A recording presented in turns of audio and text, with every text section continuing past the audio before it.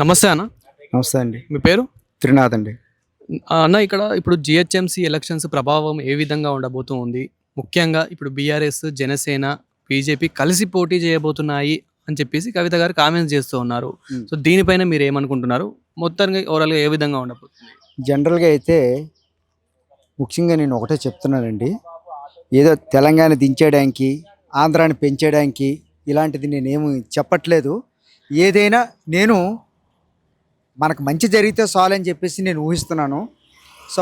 నేను పవన్ కళ్యాణ్ గారిని పోటీ చేసి ఎందుకు మంచిది అని అంటున్నానంటే, ఆయన పోటీ చేస్తే ఖచ్చితంగా కొన్ని ఓట్లు అయితే మాత్రం కంపల్సరీగా సీలికలు అయిపోతాయి. సో అలాంటి స్థితి మనం ఎందుకు తెచ్చుకోవాలని అనిపిస్తున్నాను. ఇంకోటి ఏంటంటే, ఈ విషయంలోని ఒక ఆపోజిట్ ఒక క్యాండిడేట్ ఉంటే కొంచెం పనులు జరుగుతాయేమో అని చెప్పేసి నా అభిప్రాయం. ఎందుకంటే ఇప్పుడు మనం చేయలేని పని ఎదుటి వ్యక్తి చేసేస్తాడేమో అన్న భయభ్రాంతులు పడతారని నా యొక్క ఉదాహరణ. అయితే ఇప్పుడు అదంతా చూసుకుంటే అదంతా ఎందుకండి, ఇప్పుడు ఎక్కడా లేని డ్రైనేజీలో మన హైదరాబాద్లో ఉన్నాయండి.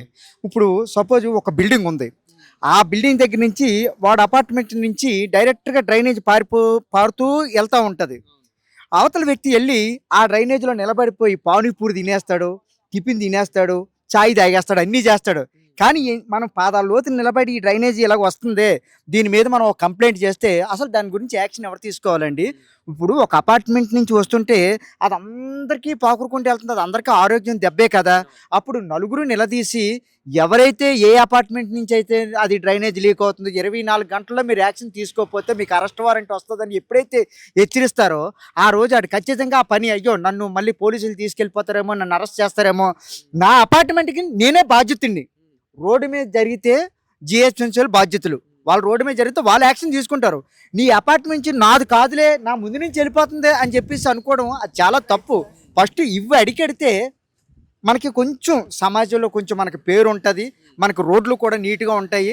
ఎక్కడికి వెళ్ళినా సరే ఫస్ట్ అండి దరిద్రంలో దరిద్రం ఏంటంటే డ్రైనేజీలు అండి.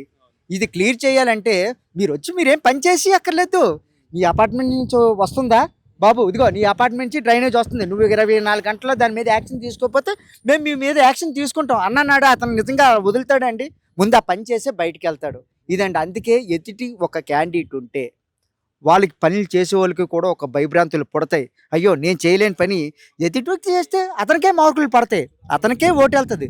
అదేదో నువ్వు ఆయనకి ఆ అవకాశం మీరు ఇవ్వకండి, మీరు చెయ్యండి. ముందు ఈ పనుల మీద చూడండి. ఓట్లు ఎలాగా తప్పని పరిస్థితుల్లో మీ అడుగుజాడల్లో నడుస్తున్నప్పుడు ఎయ్యక తప్పదు, అది అది మన బాధ్యత. కానీ ఇలాంటివన్నీ సరే మన మీద వదిలేయకూడదు కదా. మనం గత ప్రభుత్వంలో చూసాము, ఇప్పుడు చూస్తున్నాం కదా. సో మరి మీరు ఊహించిన వారికి ఏ విధంగా ఉండబోతుంది, ఏ పార్టీకి ఎలా రాబోతున్నాయి అనేది, ప్రజలు కూడా ఏ పార్టీని ఎక్కువ ఎంచుకోబోతున్నారు అనేది మీకు ఇక్కడ జనాల్లో చూస్తే మీకు ఏం అర్థమైంది? ఎంచుకోపోతున్నారంటే అండి, కొన్ని లెక్కల్లో చూస్తే నాకు ఆపోజిట్ క్యాండిడేట్ వస్తేనే ఇప్పుడు చూడాలి. ఎందుకంటే వీళ్ళిద్దరూ ఎప్పుడైతే మన ఎలక్షన్లో ఈయన ఎప్పుడైతే అడుగెట్టారో అక్కడి నుంచి ఈ సమస్య వీళ్ళిద్దరిలోకి ఎవరో ఒకళ్ళ వల్ల బాగుపడుతుందని అయితే మాత్రం నేను అనుకుంటున్నాను. అయితే వాళ్ళైనా చెయ్యొచ్చు, లేదంటే వీళ్ళైనా చెయ్యొచ్చు. అయితే కేసీఆర్ ప్రభుత్వమైనా చెయ్యొచ్చు, లేదా పవన్ కళ్యాణ్ ప్రభుత్వమైనా చెయ్యొచ్చు. పవన్ కళ్యాణ్ ప్రభుత్వం రాకుండా ఉండడం కోసం వాళ్ళు చేయకుండా ఉండాలి అని అంటే మాత్రం ఖచ్చితంగా 100% ఆ పనులు మీరే సేకరించాలి. అలా సేకరించిన నాడు ఈయన జోలికి ఎవరు వెళ్ళరు. ఆ పనులు జరగట్లేదు కాబట్టే ఒక ఎదుటి క్యాండిడేట్ మీద ఇంట్రెస్ట్ చూపిస్తున్నారు. నేనైతే మాత్రం అదే అనుకుంటున్నానండి. ఖచ్చితంగా ఓట్లు అయితే మాత్రం చీలికలు అయిపోతాయండి. ఖచ్చితంగా ఒక వ్యక్తి కావాలనే కోరుకుంటారు. ఎందుకంటే ఇద్దరిలోకి ఎవరో ఒకరు చేస్తారని ఒక ఆశ. ఇద్దరు చేయకుండా అయితే అయిపోరు కదా. ఎవరు మంచిగా చేస్తే వాళ్ళు ఫ్యూచర్లో నిలబడిపోతారు. నేనైతే అదైతే కోరుకుంటున్నానండి.